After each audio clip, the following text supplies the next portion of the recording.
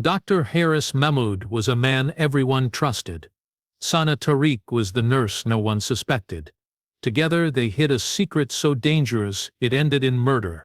This true crime story unravels the shocking transformation of a celebrated doctor into a cold-blooded killer, all to protect a love affair he refused to admit. Dr. Harris Mehmood had always struck an imposing figure in the halls of Noor Cardiac Clinic. Tall and impeccably groomed, he moved with quiet confidence that instinctively made others step aside.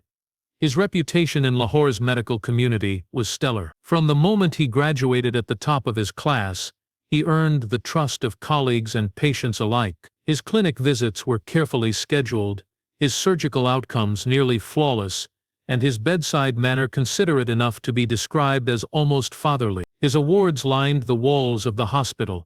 His name appeared regularly in newspapers and flyers that hailed him as the prodigal doctor, returning home after mastering cardiac surgery abroad. Each accolade only reinforced the perfection he carefully projected. But perfection, no matter how beautifully presented, often conceals sharp edges. Harris had a private side few ever glimpsed.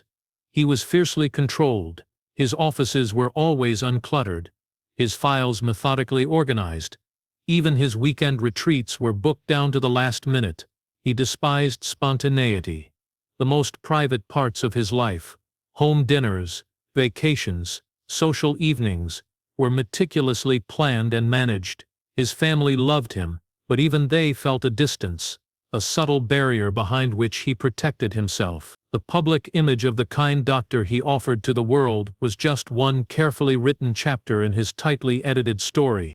Yet underneath that carefully curated surface, a restlessness stirred. There was an emotional hunger he didn't allow himself to follow, a craving for intimacy that he'd learned to suppress. Harris had no shortage of respect, obligation, or admiration in his life. Professionally, he stood at the summit.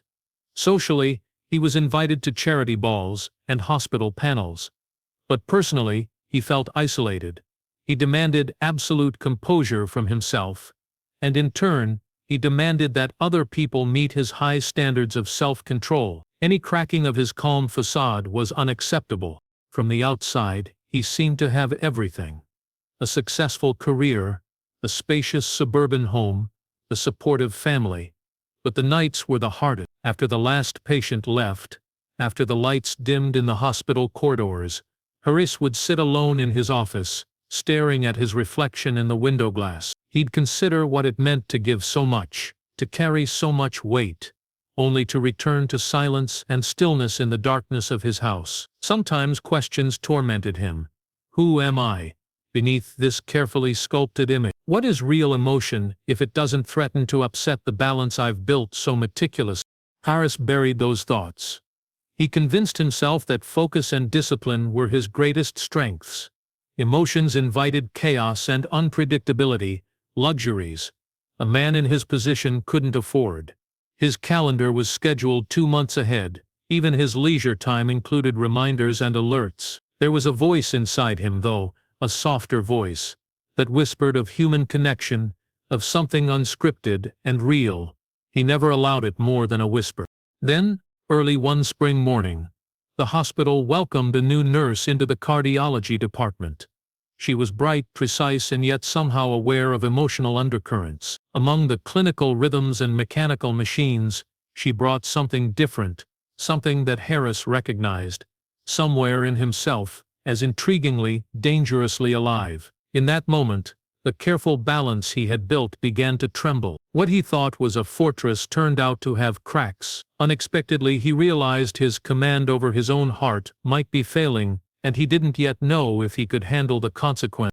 Sana Tariq was only 28 when she joined Noor Cardiac Clinic, but she carried herself with the calm assurance of someone who had already seen far too much in life. Raised by a single mother in Rawalpindi and the eldest of 4 siblings, she had worked her way through nursing school while juggling part-time jobs and caring for her younger brothers. Moving to Lahore had been a dream, not just for the opportunity, but for a chance to finally breathe and build a life of her own. She was efficient, punctual, and discreet, qualities that quickly made her stand out in a busy hospital where long hours and high-pressure situations could break even the most resilient souls. Within a few months, Sana was promoted to assist in the cardiology wing, working closely with Dr. Mehmood. It was a prestigious assignment. To be chosen by the hospital's most respected doctor was a clear sign of trust. At first, their relationship was strictly professional. Sana respected him deeply, even admired the way he commanded a room with minimal effort. She saw how patients calmed in his presence, how interns hurried to meet his expectations, and how the staff spoke about him with quiet reverence. But as the weeks passed, something shifted.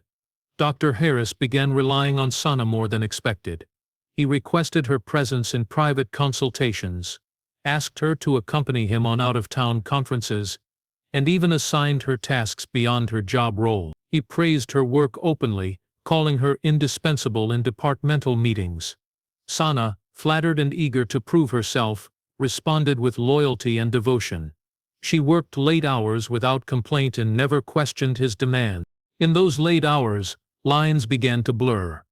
He would bring her coffee, ask about her life outside work, and sometimes share carefully measured pieces of his own past. Stories of his childhood, struggles in medical school, or regrets about choices he never spoke of in public. For Sana, it felt like a bond forming, a genuine connection blooming in the sterile corridors of the hospital. She began to see a different side of him, not the perfect doctor, but a lonely, guarded man who trusted her more than anyone else. Soon, the relationship turned romantic. It was subtle at first, stolen glances, lingering touches, quiet moments in the staff lounge. Then came the weekend trips masked as training events, secret meetings in hotel rooms and messages exchanged late into the night. For Sana, it was love, a deep, complicated love that made her believe they could be more than hidden shadows in each other's lives. She dreamed of a future where he would stand beside her in public, proud and unafraid. But over time, his tone began to change. He became distant, cold when she spoke of their future, uncomfortable whenever she mentioned taking the relationship outside the hospital walls. She noticed how he deleted their messages after reading them, how he avoided being seen with her by others.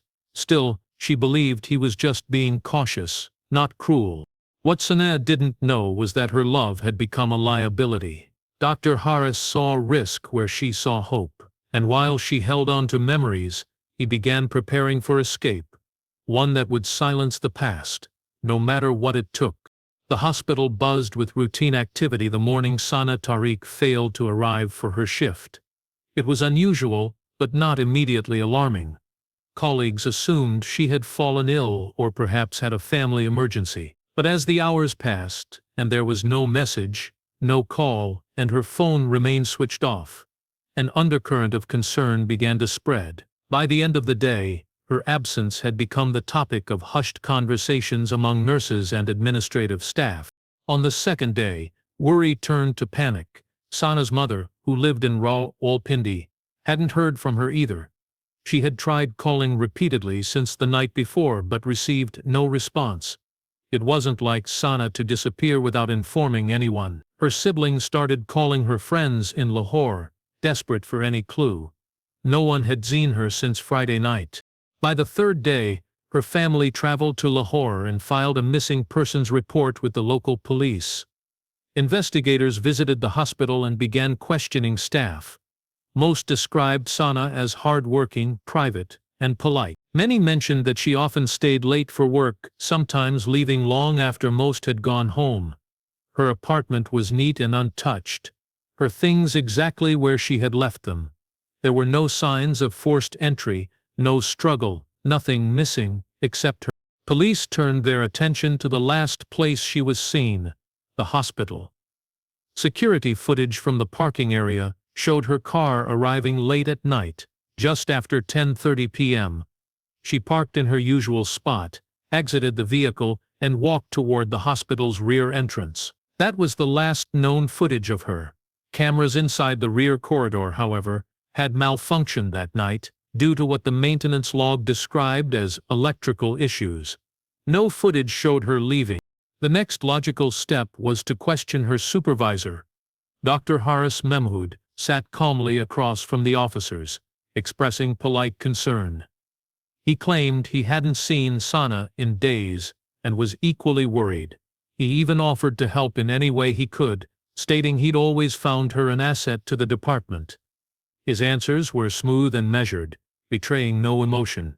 But something about his composure didn't sit right with one of the lead investigators. While he appeared helpful, a review of his schedule revealed inconsistencies.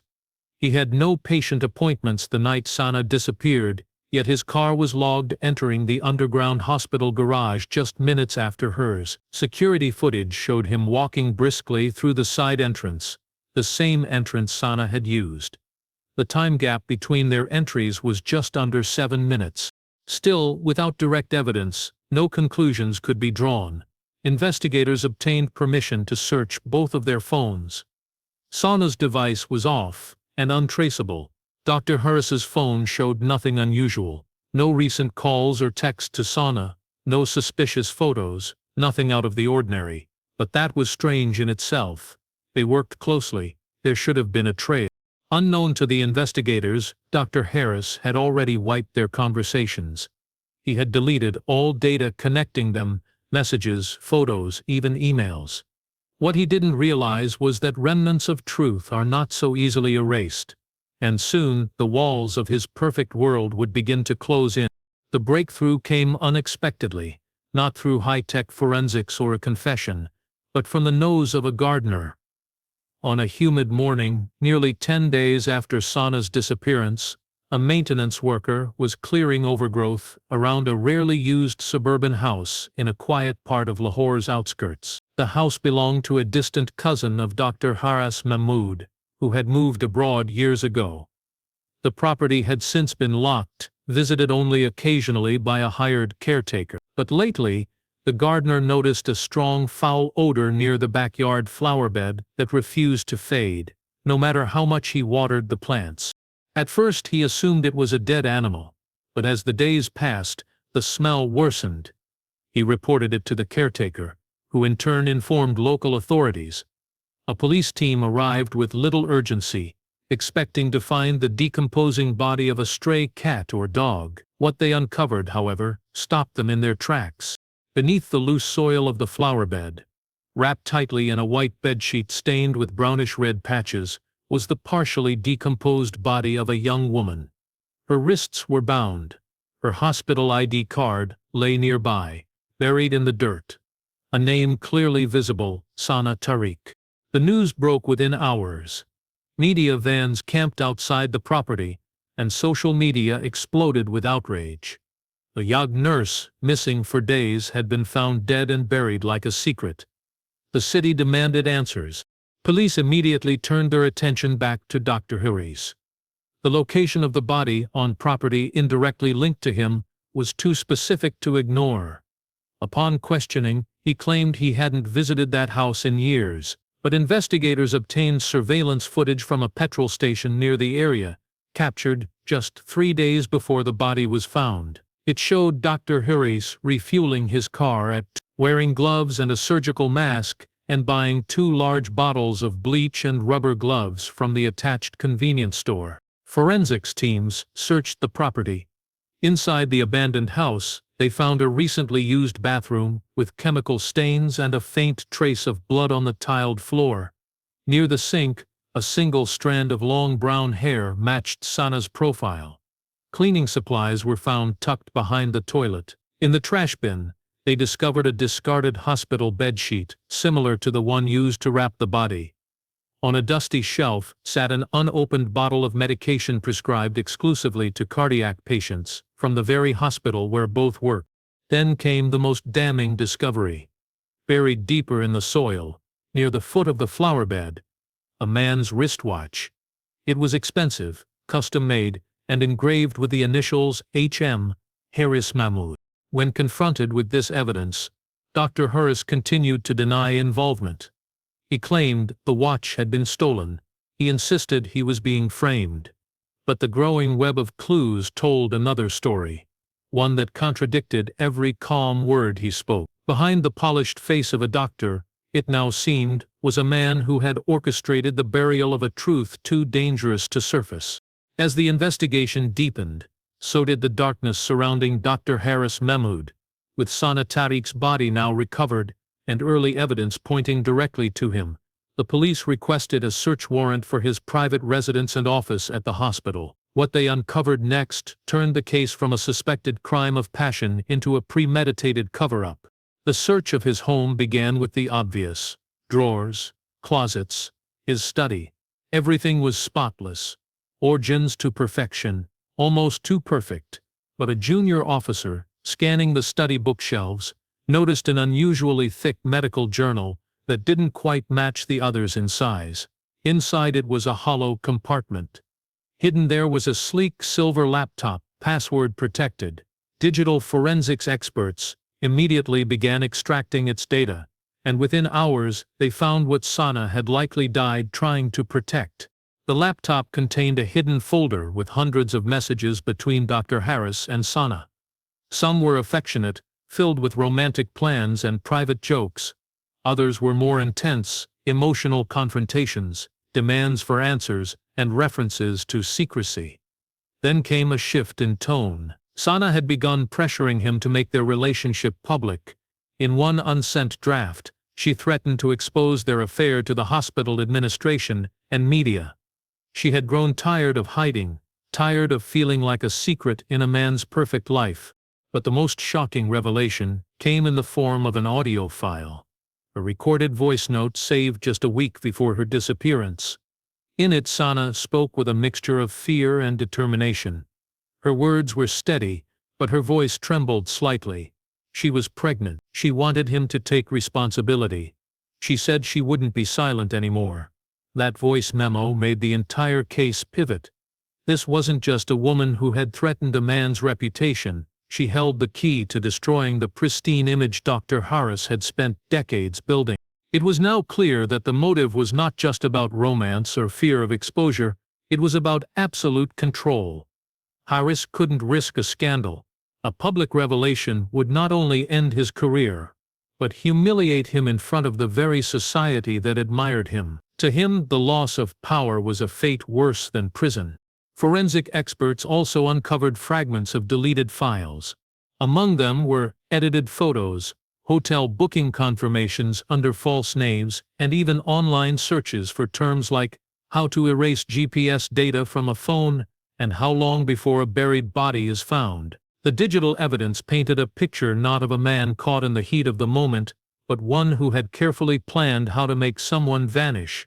Faced with overwhelming evidence, Harris remained silent.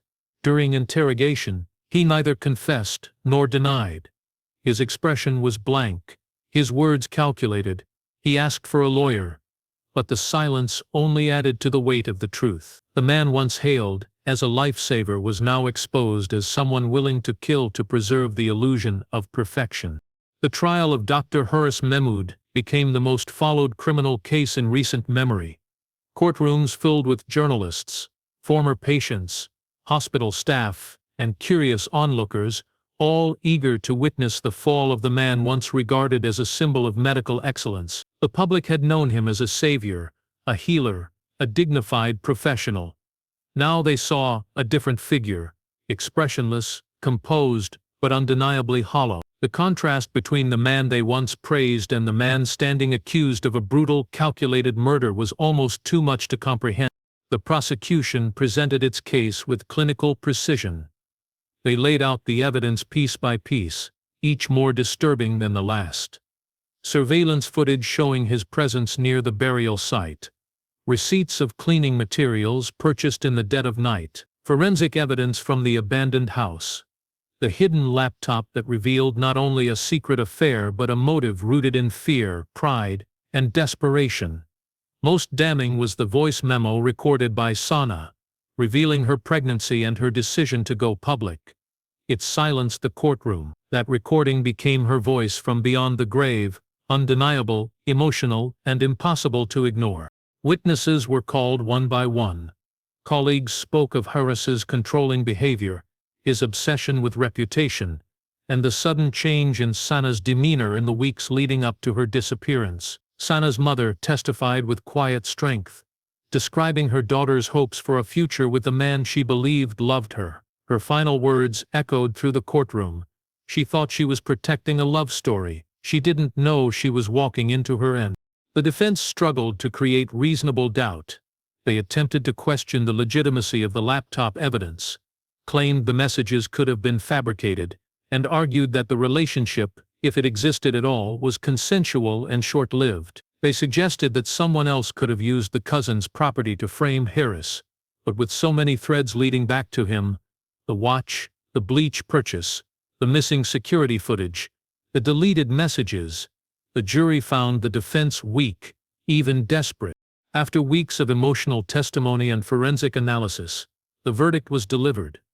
Dr. Haris Mehmood was found guilty of premeditated murder and sentenced to life imprisonment without the possibility of parole. Outside the courthouse, crowds gathered, some in disbelief, others in anger. The news traveled fast. The city's most respected doctor had become its most notorious killer. The hospital removed all portraits and plaques bearing his name. His medical license was revoked, and his achievements struck from institutional records. Patients who had once trusted him now questioned every memory, wondering how a man with such skill and intelligence could also harbor such darkness. Sana Tariq was buried with dignity. Her grave became a quiet symbol, not just of a life stolen too soon, but of the dangers of silence, secrecy, and power unchallenged. The case left behind a haunting lesson. Even the most perfect lives can hide the ugliest truths, and behind the calmest faces can live the coldest hearts.